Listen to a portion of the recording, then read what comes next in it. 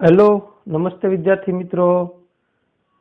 આગળના લેક્ચરમાં આપણે ત્રિકોણમિતિનો ઉપયોગ પ્રકરણ નંબર 9 પૂરું કર્યું.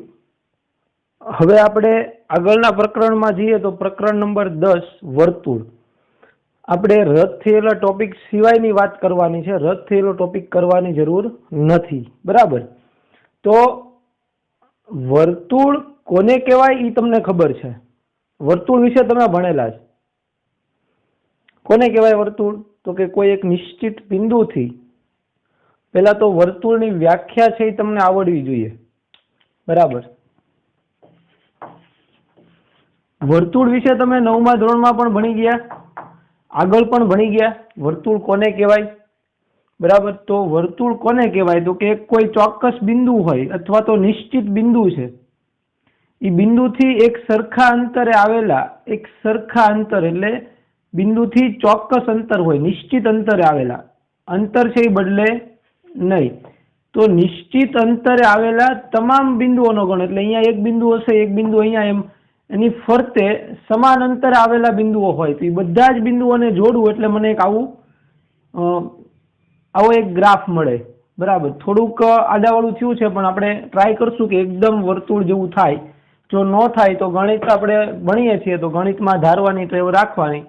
સપોઝ કરી લેવાનું, ધારી લેવાનું કે ધારો કે એ ગોળ છે. બરાબર.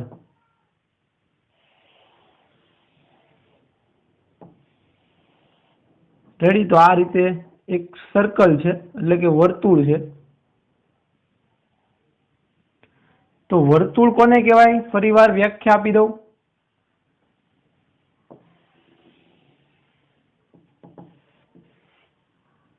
રેડી? હવે ઘણું ખરું વર્તુળ જેવું લાગે છે. થોડુંક હજી બરાબર નથી, પણ લાગે છે ઘણું ખરું વર્તુળ જેવું. એટલે ધારી લેવાનું, ધારો કે વર્તુળ છે. વર્તુળની વ્યાખ્યા શું છે? તો કે કોઈ ચોક્કસ બિંદુથી, એટલે કે નિશ્ચિત બિંદુથી નિશ્ચિત અંતરે આવેલા તમામ બિંદુઓનો ગણ, એટલે આ બધા જ બિંદુઓને જોડીએ એટલે આપણને એક બિંદુઓનો ગણ મળે. તો એ બિંદુઓના ગણને વર્તુળ કહેવાય. એટલે આ જે છે ને એ વર્તુળ થઈ ગયું. તો વર્તુળની વ્યાખ્યા આપું. વર્તુળની વ્યાખ્યા જરૂર નથી આમાં, એ આગળના ધોરણમાં વ્યાખ્યા ભણી ગયા, પણ આપણે ફરીવાર યાદ કરવા માટે વ્યાખ્યા જોઈએ કે વર્તુળ કોને કહેવાય? તો કે કોઈ ચોક્કસ બિંદુથી, કોઈ ચોક્કસ અથવા તો નિશ્ચિત, કોઈ નિશ્ચિત બિંદુથી નિશ્ચિત અંતરે, એટલે કે ચોક્કસ અંતરે આવેલા તમામ બિંદુઓના ગણને, તમામ બિંદુઓના ગણને, બિંદુઓનું વર્તુળ, ગણને વર્તુળ કહે. બરાબર. તો વર્તુળની વ્યાખ્યા ફરીવાર આપું હું તમને. ચોક્કસ બિંદુથી, નિશ્ચિત બિંદુથી નિશ્ચિત અંતર, એટલે કે ચોક્કસ અંતરે આવેલા તમામ બિંદુઓનો ગણ એટલે વર્તુળ. બરાબર. વર્તુળની વ્યાખ્યા ભૂલાવી જોઈએ નહીં. હવે જે ચોક્કસ બિંદુ લીધું છે આપણે, નિશ્ચિત બિંદુ, એને વર્તુળનું કેન્દ્ર કહેવાય. અહીં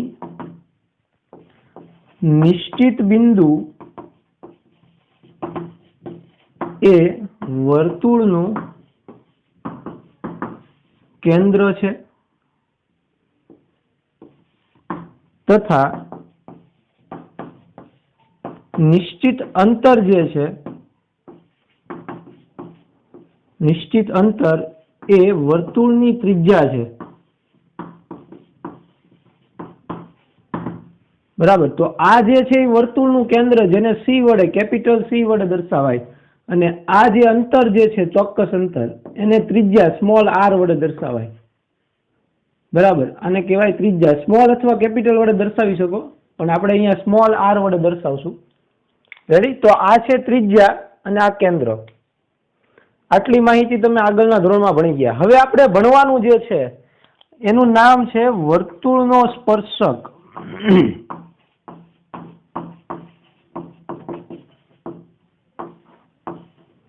વર્તુળનો સ્પર્શક.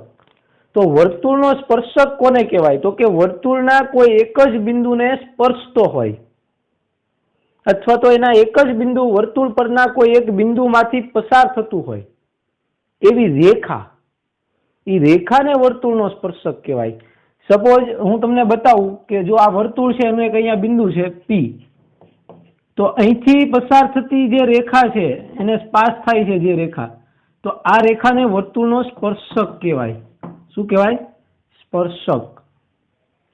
તો કોઈ પણ બિંદુ હોય એ બિંદુ વર્તુળ પરના કોઈ પણ બિંદુએ આપણને વર્તુળનો સ્પર્શક મળી શકે અને એ એક જ મળે, એકથી વધારે મળે નહીં। બરાબર, યાદ રાખજો। સ્પર્શકની વ્યાખ્યા લખીએ। વર્તુળનો સ્પર્શક તો वर्तुळ परना कोई बिंदुमांथी कोई एक बिंदुमांथी एक थी वधारे नहीं એટલે અહીંયા સ્પષ્ટતા લખવી પડશે આપણે। વર્તુળ પરના કોઈ એક જ બિંદુમાંથી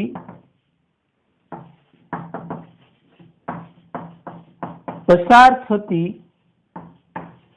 રેખાને વર્તુળનો स्पर्शक कहे।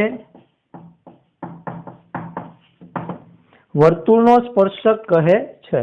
वर्तुळ परना कोई एक ज बिंदुमांथी पसार थतुं होय वर्तुळ परना एक थी वधारे बिंदुमांथी एक ने एक रेखा एक ज बिंदुमांथी पसार थवी जोईए, एक थी वधारे बिंदुमांथी पसार थवी जोईए नहीं। तो स्पर्शक छे ई कोने कहेवाय? तो के रेखाने। पण केवी रेखा? जे वर्तुळ परना कोई एक ज बिंदुमांथी पसार थती होय। बराबर, तो एने वर्तुळनो स्पर्शक कहे छे, याद राखजो।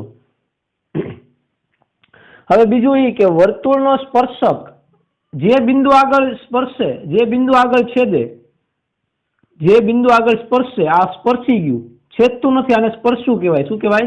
स्पर्श करे छे खाली वर्तुळने। तो जे बिंदु आगळ स्पर्शे छे ई बिंदुने स्पर्श बिंदु कहेवाय।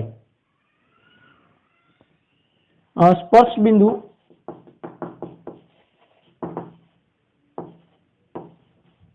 तो स्पर्श बिंदु कोने कहेवाय एनी व्याख्या आपीए। वर्तुळना जे बिंदु आगळ वर्तुळनो स्पर्शक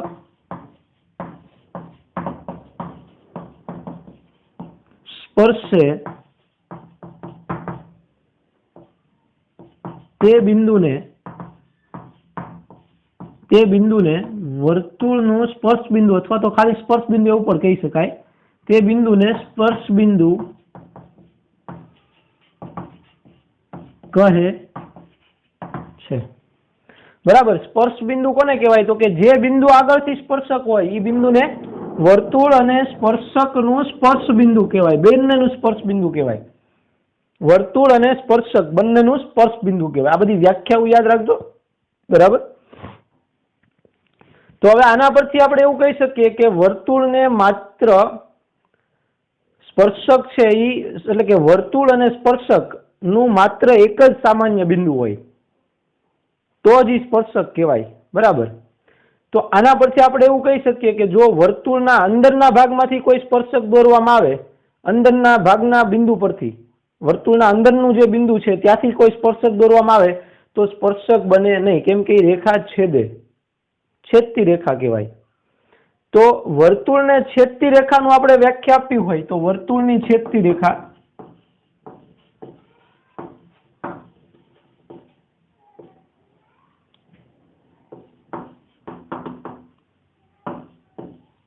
अथवा तो छेदिका पण कहेवाय एने।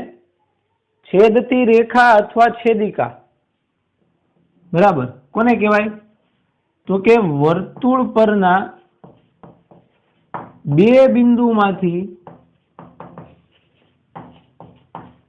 पसार थती रेखाने वर्तुळनी छेदिका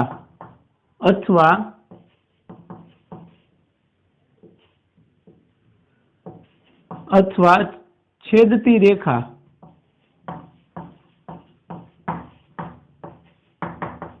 कहे छे। બરાબર, એટલે કઈ રીતે, ધારો કે અહીંથી આમ પાસ થતી હોય તો આ કોણ થઈ? વર્તુળની છેદિકા.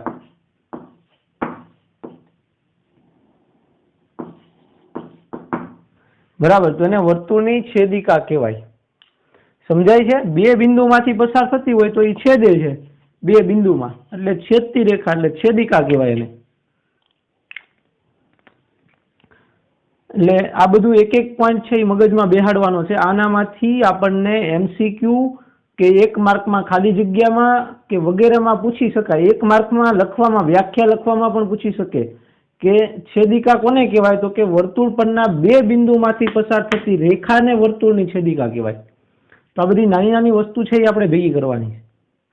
હવે બીજું એ કે વર્તુળનો જે સ્પર્શક છે, તો સ્પર્શક ને કેન્દ્રથી દોરેલ ત્રિજ્યા, સ્પર્શ બિંદુ આગળ દોરેલ ત્રિજ્યા, વર્તુળની સ્પર્શ બિંદુ આગળ દોરેલ ત્રિજ્યા એ સ્પર્શકને લંબ હોય હંમેશા.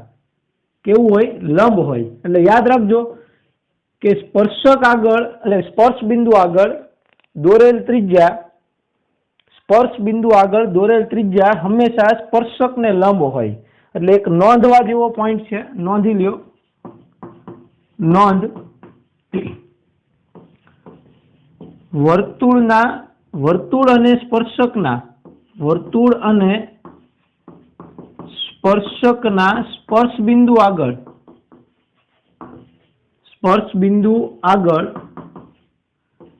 દોરેલ ત્રિજ્યા, સ્પર્શ બિંદુ આગળ દોરેલ ત્રિજ્યા એ હંમેશા સ્પર્શકને લંબ હોય છે. સ્પર્શકને કેવી હોય? લંબ. બરાબર. તો આ ચેપ્ટરમાં આપણે એક પ્રમેય છે એ સાબિત નથી કરવાનો, પ્રમેય સમજવાનો છે. પ્રમેય સમજૂતી, આમ તો પ્રમેય નીકળી ગયેલા જ છે, પ્રમેય કરવાના જ નથી, અને સાબિતીના એક દાખલા નથી કરવાના આપણે, એ બધા રદ થયેલા છે. ફક્ત એની બેઝિક જે માહિતી છે વર્તુળને અનુલક્ષીને એની વાત કરવાની છે. એના પરથી આપણને પ્રશ્ન પૂછી શકાય 1 માર્કમાં. સમજાય છે? એની વ્યાખ્યાઓ પણ પૂછી શકાય. હવે 2 માર્કમાં પૂછવું હોય તો એમ 3-4 વસ્તુની વ્યાખ્યા પૂછી શકે. બરાબર, એટલે અલગ અલગ રીતે પૂછી શકે આપણને. તો આપણે બધી રીતે તૈયાર રહેવાનું છે. એટલા માટે હું એક વ્યાખ્યા તમને સમજાવું છું, એક વ્યાખ્યા લખાવું છું. તો આપણને આવું પણ પૂછી શકે.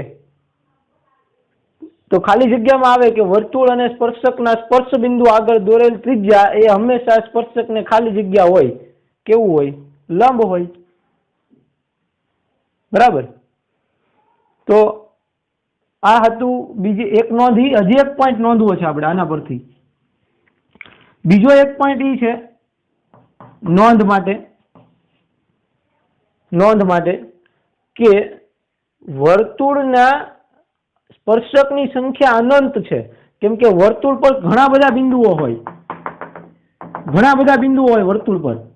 તો વર્તુળને ઘણા બધા સ્પર્શક દોરી શકાય. બરાબર. તો વર્તુળને અનંત સ્પર્શક દોરી શકાય છે, અથવા તો સ્પર્શક છે. બરાબર. વર્તુળને અનંત સ્પર્શક છે, ઘણા બધા સ્પર્શકો દોરી શકાય. એક અહીંયા દોર્યો, પછી આ પણ દોરી શકાય. બરાબર. એમ અહીંયા પણ આપણે સ્પર્શક દોરી શકીએ. તો વર્તુળને ઘણા બધા સ્પર્શક, અનંત સ્પર્શક દોરી શકાય. પણ એક બિંદુમાંથી માત્ર એક જ દોરાય. વર્તુળ પરના કોઈ એક બિંદુમાંથી એક જ સ્પર્શક દોરી શકાય, એકથી વધારે દોરી શકાય નહીં. બરાબર. તો પાછો અહીંયા એના પરથી આપણે એક ત્રીજો પોઈન્ટ પણ લખી શકીએ કે વર્તુળ પરના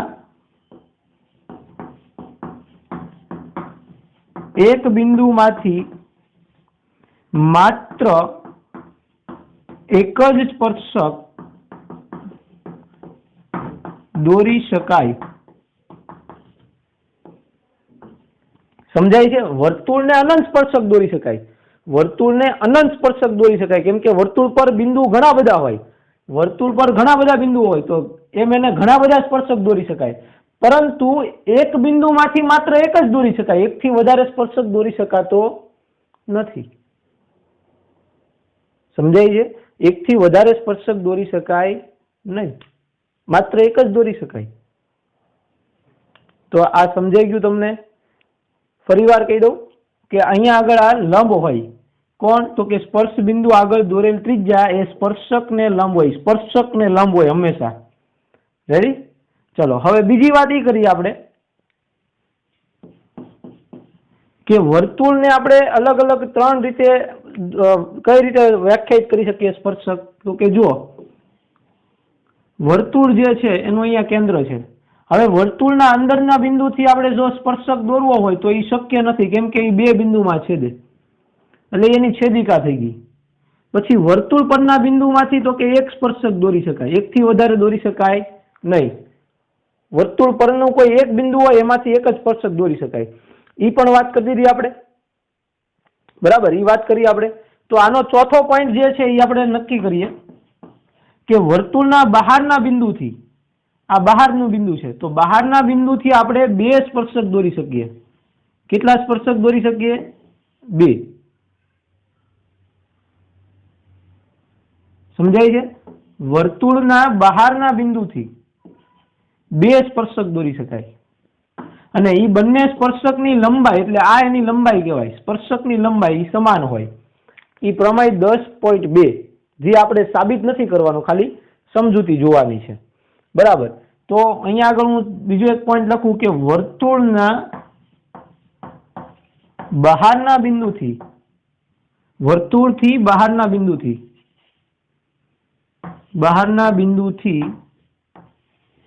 વર્તુળ પર બે સ્પર્શક દોરી શકાય. વર્તુળ પર બે સ્પર્શકો દોરી શકાય છે, બરાબર? સમજાય છે? વર્તુળનું બહારનું બિંદુ હોય તો બહારના બિંદુમાંથી કેટલા સ્પર્શક દોરી શકાય? તો કે બે. જે બંનેની લંબાઈ સરખી હોય, જે બંને એટલે કોણ? તો કે આ બંને સ્પર્શક, જે બંને સ્પર્શકની લંબાઈ સમાન હોય છે, બરાબર? બહારના બિંદુમાંથી જે સ્પર્શક દોરીએ છીએ, બહારના બિંદુમાંથી, તો એ બહારના બિંદુમાંથી દોરેલા બંને સ્પર્શકની લંબાઈ, એટલે આ લંબાઈ થઈ સ્પર્શકની, આ લંબાઈ થઈ. તો એ બંને લંબાઈ કેવી હોય? સમાન હોય હંમેશા. યાદ રાખજો. આવું બધું આના પરથી આપણે દાખલાઓ પણ કાઉન્ટ કરી શકીએ. તો આવા પણ આપણને પ્રશ્ન પૂછી શકે છે. ફરીવાર, અંદરનું બિંદુ હોય તો અંદરના બિંદુમાંથી એક જ સ્પર્શક દોરી શકાય નહીં. વર્તુળ પરના બિંદુથી એક જ સ્પર્શક દોરી શકાય. પણ વર્તુળના બહારનું બિંદુ હોય તો બહારના બિંદુથી વર્તુળને બે સ્પર્શક દોરી શકાય, અને બંને સ્પર્શકની સ્પર્શક લંબાઈ સરખી હોય. બંને સ્પર્શકની લંબાઈ કેવી હોય? સમાન હોય. એટલે યાદ રાખજો, આ પણ ખાસ પૂછી શકાય એવો 1 માર્કમાં પ્રશ્ન છે. સમજાય છે? ફરીવાર, વર્તુળ કોને કહેવાય એ તમને ખબર છે વ્યાખ્યા. વર્તુળનો સ્પર્શક કોને કહેવાય? તો કે જો વર્તુળ પરના કોઈ એક બિંદુમાંથી દોરેલ રેખા અથવા તો સ્પર્શતી રેખા, કોઈ એક બિંદુને સ્પર્શતી રેખાને વર્તુળનો સ્પર્શક કહેવાય. કોને કહેવાય? રેખાને સ્પર્શક કહેવાય. આ જે રેખા છે એને સ્પર્શક કહેવાય, પણ એની કન્ડિશન શું? તો કે વર્તુળ પરના એક જ બિંદુને સ્પર્શવું જોઈએ. એકથી વધારે બિંદુને સ્પર્શે તો એ એનું છેદિકા કહેવાય. જુઓ, આ બે બિંદુને સ્પર્શે છે તો એ એની છેદિકા કહેવાય, તો એને સ્પર્શક કહેવાય નહીં. સ્પર્શક કોને કહેવાય? માત્ર એક જ બિંદુને સ્પર્શતું હોય, અને એ સ્પર્શ બિંદુ જે છે, જે બિંદુ આગળ સ્પર્શે છે એ બિંદુને સ્પર્શ બિંદુ કહેવાય. હવે સ્પર્શ બિંદુ આગળ દોરેલ ત્રિજ્યા, સ્પર્શ બિંદુ આગળ દોરેલ ત્રિજ્યા એ સ્પર્શકને લંબ હોય હંમેશા. કેવું હોય? લંબ હોય, બરાબર? તો આ બધી વાત હતી સ્પર્શકની. પછી છેદિકા, એટલે બે બિંદુમાંથી પસાર થતી હોય એને છેદિકા કહેવાય, બરાબર? એના પરથી આપણે બધા પોઈન્ટ લખ્યા કે વર્તુળનો સ્પર્શક, વર્તુળ અને વર્તુળના સ્પર્શક બંનેના સ્પર્શ બિંદુ આગળ દોરેલ ત્રિજ્યા એ હંમેશા સ્પર્શકને લંબ હોય. પછી વર્તુળને અનંત સ્પર્શક દોરી શકાય, અનંત સ્પર્શકો દોરી શકાય, પણ વર્તુળ પરના એક બિંદુ આગળ એક જ દોરી શકાય, પરંતુ વર્તુળ પરના એક બિંદુમાંથી માત્ર એક જ સ્પર્શક દોરી શકાય. દોરી શકાય ઘણા બધા, પણ અલગ અલગ બિંદુએ દોરી શકાય. એક બિંદુએ એક જ દોરી શકાય, એકથી વધારે દોરી શકાય નહીં. બરાબર. પછી વર્તુળના બહારના બિંદુથી, વર્તુળથી બહારનું બિંદુ, વર્તુળનું બહારનું બિંદુ છે ત્યાંથી વર્તુળને બે સ્પર્શક દોરી શકાય, અને બંનેની લંબાઈ જે છે, સ્પર્શકની લંબાઈ એટલે આ બિંદુથી અહીંયા સુધીનું સ્પર્શ બિંદુ સુધીની લંબાઈ, અંતર, એને સ્પર્શકની લંબાઈ કહેવાય, અને એ સમાન હોય બંને માટે. રેડી? તો આ હતી આપણી થિયરી 10મા પ્રકરણની. બધી આખી થિયરી આવી ગઈ 10.1 પેલાની અને 10.2 પેલાની. બરાબર. એટલે ચેપ્ટરની બધી થિયરી મેં અહીંયા ભણાવી દીધી, કંઈ બાકી નથી રાખ્યું. જો કાંઈ એવું આવશે તો હું પાછું તમને કહીશ. તો આ બધી થિયરી જે છે આજની એ કમ્પ્લીટ તૈયાર કરવાની છે. બરાબર. અને હવે આપણે જોવાનું છે સ્વાધ્યાય 10.1. બહુ સામાન્ય છે, કાંઈ ખાસ છે નહીં. 1 થી 3 ઉદાહરણ છે એ રદ થયેલા છે, 1 થી 3 ઉદાહરણ કરવાના નથી. સ્વાધ્યાય 10.1 કરવાનું છે, અને 10.2 માં પણ અમુક દાખલા જ કરવાના છે. રેડી? સાબિતીના દાખલા કરવાના નથી 10.2 માં છે. તો પેલા આટલી થિયરી છે એ લખી લ્યો. આ હોમવર્કમાં 5 વખત લખવાની છે, યાદ રાખજો. આ બધી વ્યાખ્યા છે ને 1-1 માર્કમાં પૂછી શકાય એવી છે, એટલા માટે હું તમને લખવા આપું છું. ડન? ચલો ફટાફટ બધી વ્યાખ્યા તૈયાર કરી લ્યો. આપણે જઈએ સ્વાધ્યાય 10.1 માં. ટેક્સ્ટ બુક લ્યો હાથમાં અને સ્વાધ્યાય 10.1 ખોલો. હાલો, ચલો ટેક્સ્ટ બુક લીધી હાથમાં. સ્વાધ્યાય 10.1 પેજ નંબર 183, 183. યસ. તો સ્વાધ્યાય 10.1 એમાં શું કીધું છે જુઓ. સ્વાધ્યાય 10.1 એમાં પેલું, વર્તુળને કેટલા સ્પર્શકો હોય. દાખલા નંબર 1, વર્તુળને કેટલા સ્પર્શક હોય, આવો આપણને પ્રશ્ન પૂછ્યો છે. તો આનો જવાબ તમે સરળતાથી આપી શકો. થિયરી ભણ્યા આપણે, બરાબર? તો એનો જવાબ તમે સરળતાથી આપી શકો. વર્તુળને કેટલા, જો શબ્દ સાંભળજો, વર્તુળને કેટલા સ્પર્શક હોય, તો કે વર્તુળને અનંત સ્પર્શકો હોય. અલગ અલગ બિંદુ આગળ અલગ અલગ સ્પર્શક દોરી શકાય. તો વર્તુળ પર અનંત બિંદુઓ આવેલા છે તો એને અનંત સ્પર્શક હોય. પણ એવો શબ્દ પૂછ્યો હોય કે વર્તુળના કોઈ એક બિંદુ આગળ વર્તુળને કેટલા સ્પર્શક હોય, તો એક જવાબ આવે. પણ અહીંયા આગળ આપણને એવું કીધું કે વર્તુળને કેટલા સ્પર્શક છે. એટલે જો તમે થિયરી હરખી રીતે સમજીને કરી હોય ને તો આ પ્રશ્નનો જવાબ તમને પેલા સીધો એક મગજમાં ન આવે. શું આવે? અનંત સ્પર્શક હોય. એક નહીં, એક બિંદુ આગળ એક જ હોય, પણ વર્તુળને કેટલા હોય એવો પ્રશ્ન પૂછ્યો છે. તો વર્તુળને તો અનંત સ્પર્શક દોરી શકાય. અહીંયા નોંધમાં લખ્યું હતું ને આપણે, બરાબર? તો એ જ વસ્તુ અહીંયા છે કે વર્તુળને કેટલા હોય, અનંત સ્પર્શક હોય છે. બરાબર. પરંતુ આનો આપણે જે મગજમાં પહેલા આવ્યું હોય એ પણ કહી દેવાનું. પરંતુ વર્તુળ પરના એક બિંદુ આગળ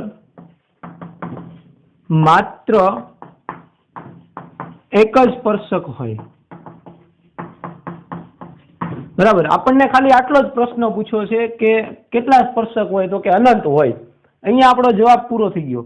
આ તો મેં ખાલી તમારી સમજૂતી માટે કે ભાઈ, પરંતુ એક બિંદુ આગળ એક જ હોય. વર્તુળ પરના એક બિંદુ આગળ એક જ સ્પર્શક હોય, પણ વર્તુળને કેટલા હોય, તો કે અનંત હોય. યાદ રાખજો. હું વારંવાર એટલે બોલું છું કે આ 1-1 માર્કમાં આવું કન્ફ્યુઝન કરી શકે, પૂછી શકે, ત્યાં તમે ધોકો ખાઈ જાઓ, ભૂલ પડે. હા, એટલા માટે. ચલો દાખલા નંબર 2 જુઓ. એમાં શું કીધું છે આપણને? ખાલી જગ્યાઓ પૂરો. એમાં પેલી ખાલી જગ્યા તો કે સ્પર્શક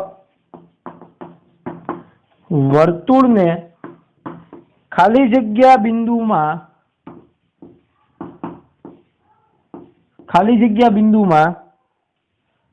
છેદે છે. જુઓ શું કીધું? સ્પર્શક વર્તુળને ખાલી જગ્યા બિંદુમાં છેદે. હવે સ્પર્શક છે તો એ એક જ બિંદુમાં છેદિકા એવું કીધું હોય ને તો બે બિંદુ. અહીંયા શું કીધું આપણને? સ્પર્શક વર્તુળને કેટલા બિંદુમાં છેદે છે, તો કે એક જ બિંદુમાં. બરાબર, સ્પર્શક હંમેશા એક જ બિંદુ આગળ હોય, એકથી વધારે બિંદુ હોય તો એ છેદિકા કહેવાય.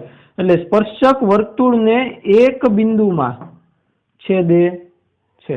એનો જવાબ આવશે 1. પ્રશ્ન ખાસ સમજવાનું અને થિયરી સરખી રીતે પાકી કરી હોય, સરખી રીતે સમજાવ હોય તો આમાં તમને ક્યાંય ભૂલ પડે નહીં. રોકડિયા માર્ક છે આ બધા. પછી વર્તુળને બે બિંદુઓમાં છેદતી રેખાને ખાલી જગ્યા કહે. લ્યો કો શું કહેવાય?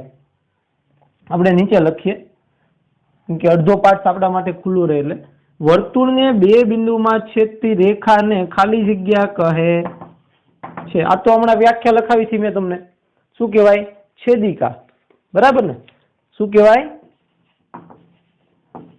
છેદિકા કહે છે.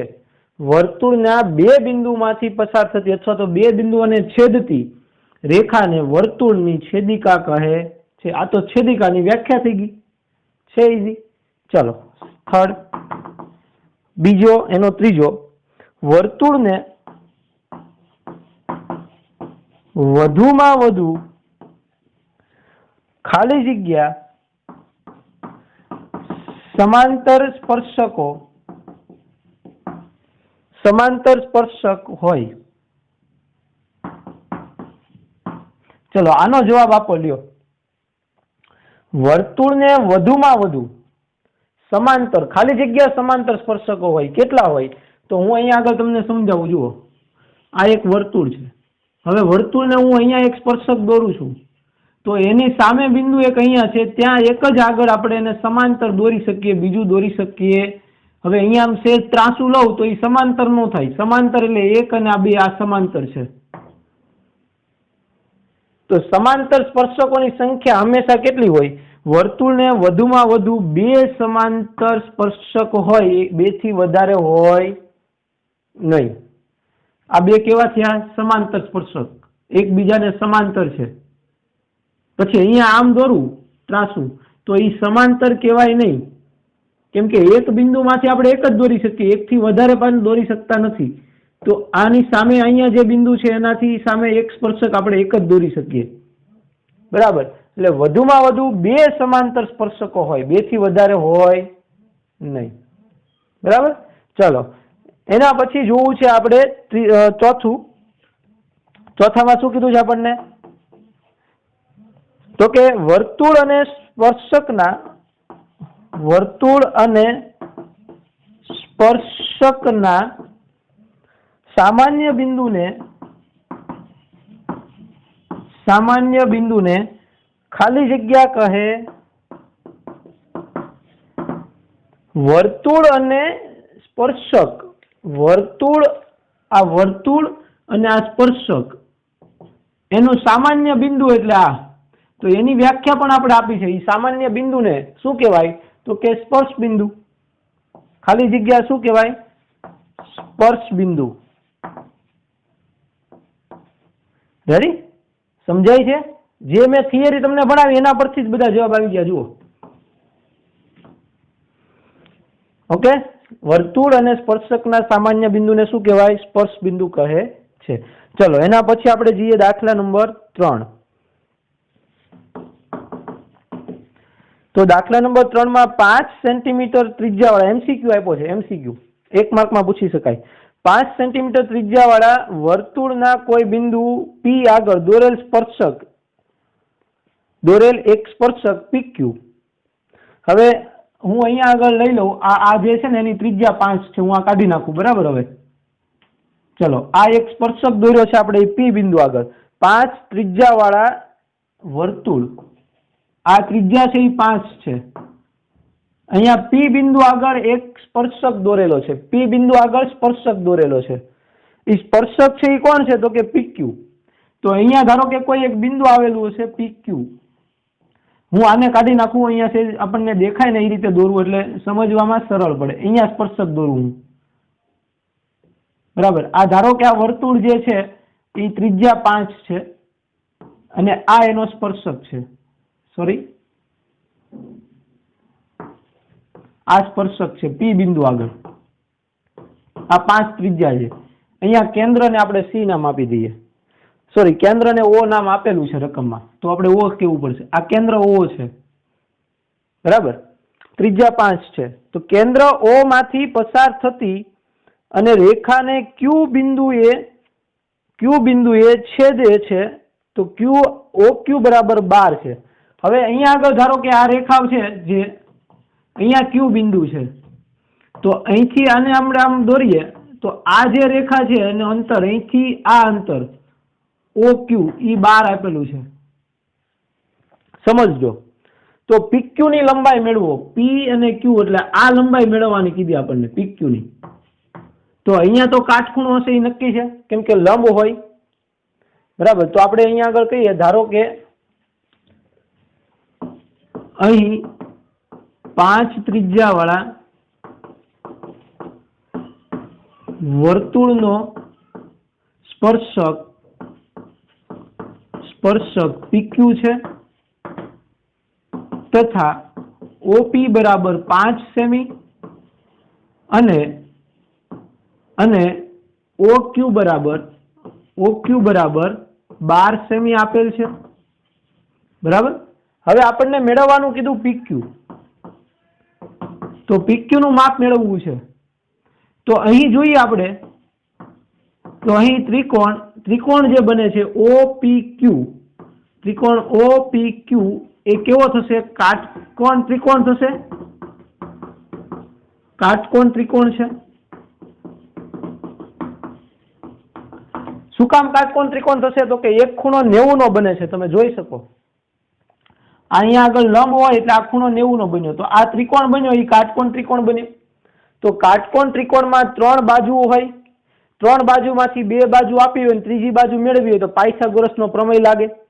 તો કાટખૂણો જે છે એની સામેની બાજુને આપણે કર્ણ કહીએ છીએ, સામેની બાજુ કર્ણ છે એટલે કર્ણનો વર્ગ બરાબર બંને બાજુના વર્ગોનો સરવાળો। તો કાટકોણ ત્રિકોણ છે,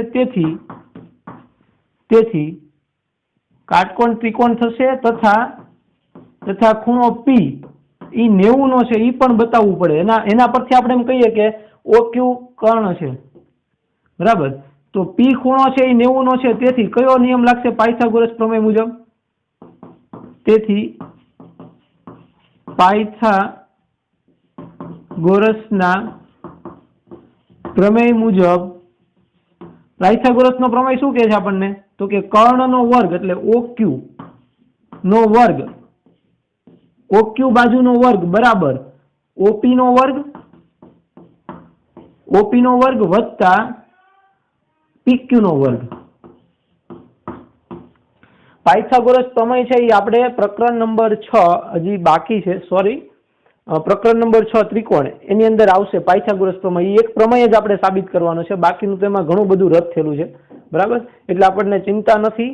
બીજી વાત કે પાયથાગોરસ પ્રમેય છે એ તમને સરળતાથી સમજાય એવો છે એટલે આપણે એ ચેપ્ટર સ્કીપ કરેલું છે, ખાલી ઈ પાયથાગોરસ પ્રમેયનો જ આગળ ઉપયોગ આવતો હતો।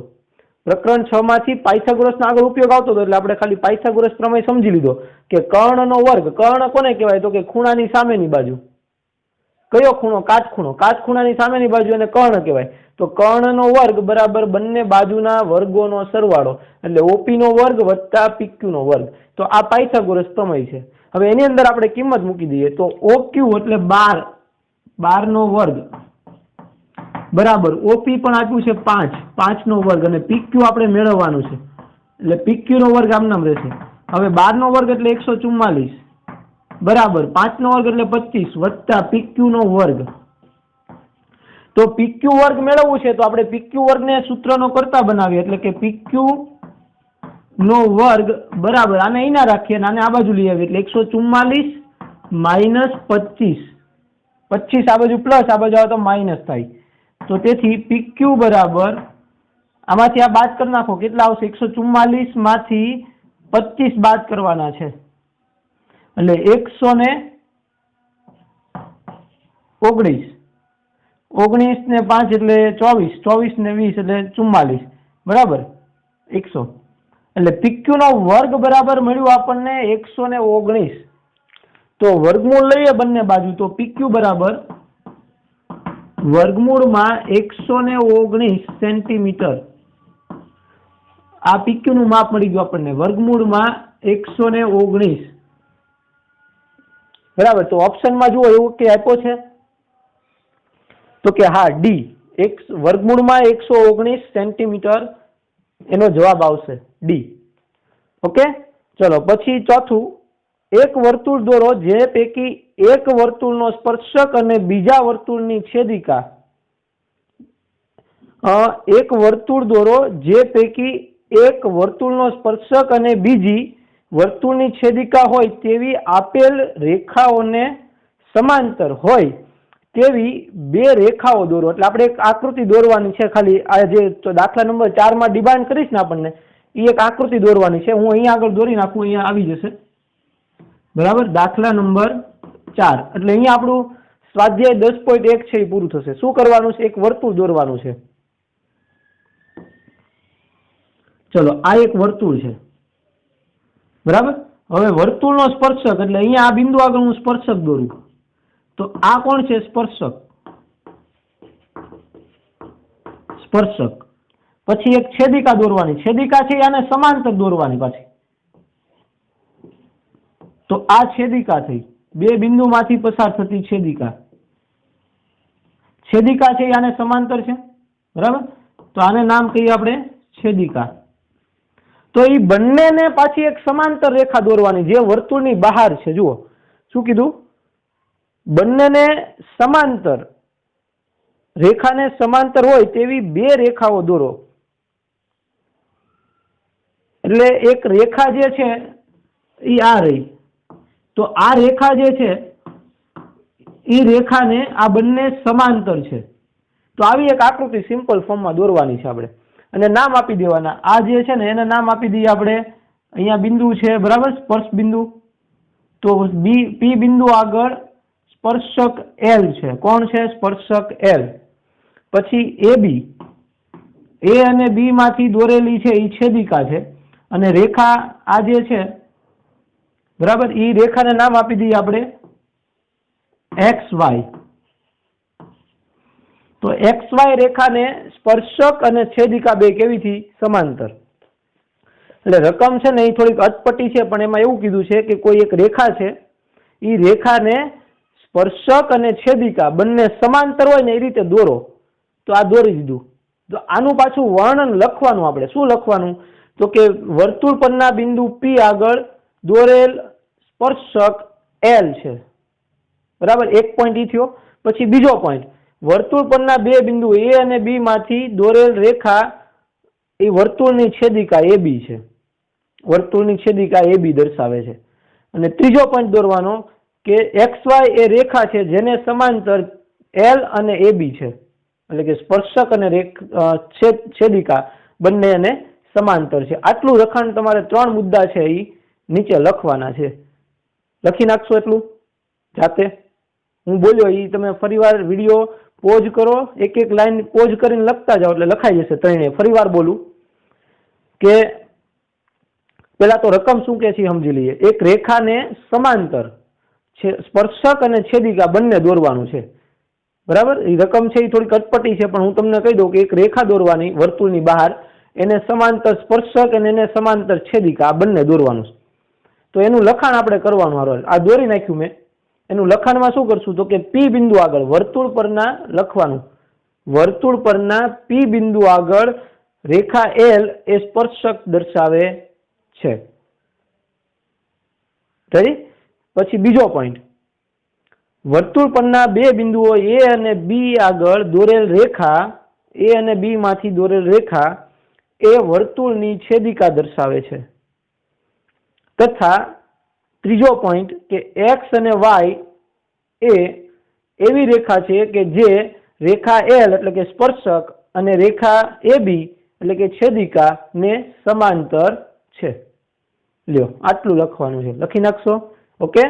તો અહીંયા આગળ આપણે સ્વાધ્યાય 10.1 છે એ પૂરું. 10.1 પછીની થિયરી જે છે સ્વાધ્યાય 10.2 પ્રમેય કે એક બિંદુમાં બહારના બિંદુથી બે સ્પર્શક દોરવામાં આવે, બે સ્પર્શક દોરી શકાય અને બેની સ્પર્શકની લંબાઈ સમાન હોય. એ પ્રમેય 10.2 છે, એ પણ આપણે ભણી ગયા. એટલે હવે સીધું આપણે નેક્સ્ટ લેક્ચરમાં સ્વાધ્યાય 10.2 એના અમુક દાખલા ગણવાના છે, બાકીના રદ થયેલા છે. એટલે એક લેક્ચરનું કામ છે હજી આપણે, એટલે એક લેક્ચર લેશું એટલે સ્વાધ્યાય પ્રકરણ નંબર 10 વર્તુળ પૂરું આપણું. રેડી? અને પછી આપણે પાછા 12મા ચેપ્ટરમાં જશું સીધા. વર્તુળને અનુલક્ષીને પાછું વર્તુળનું ચેપ્ટર છે એટલે. તો હજી એક લેક્ચર આપણે વર્તુળનું કામ છે એમાં 10.2 ભણશું. અત્યારે તમારે આની બધી જ થિયરી કમ્પ્લીટલી તૈયાર કરી નાખવાની રહેશે. અને સ્વાધ્યાય 10.1 પણ છે એ એક માર્કમાં કઈ રીતે પ્રશ્ન પૂછી શકાય, આ 2 માર્કમાં પણ પૂછી શકાય આનામાંથી. રેડી? તો આવા ઘણા ગાંઠા 1-2 દાખલા જ છે, એટલે 2 માર્કમાં પૂછવું હોય કે 3 માર્કમાં આવા પૂછી શકાય. એટલે એ પણ આપણે કમ્પ્લીટ તૈયાર કરો. આ રોકડા માર્ક કહેવાય આના, આમાં કઈ અઘરું નથી. ઓકે, ચલો રાઇટ ડાઉન લખી લેજો. ઓકે, ચલો બાય, થેન્ક યુ.